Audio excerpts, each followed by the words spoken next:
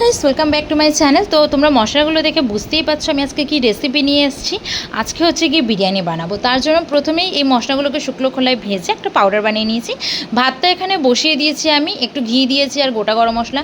চিকেনটা ম্যারিনেট করে রেখেছি, দই, ব্ল্যাক পেপার, বিরিয়ানি মশলা, আদা রসুন লঙ্কা বাটা, পেঁয়াজ বাটা দিয়ে ভালো করে তারপরে বেরেস্তার পেঁয়াজটা ভেজে নেবো। একই তেলে আলুগুলোকেও ভেজে নেবো, তারপরে একই তেলে আমি চিকেনটাকেও দিয়ে দেবো, বেরেস্তার পেঁয়াজটাকেও দেবো, আলুটাকেও দেবো, ভালো করে কষাবো। কষাতে কষাতে এত সুন্দর স্মেল আসছিলো না, মনে হচ্ছিলো আমি এক্ষুনিই খেয়ে নিই।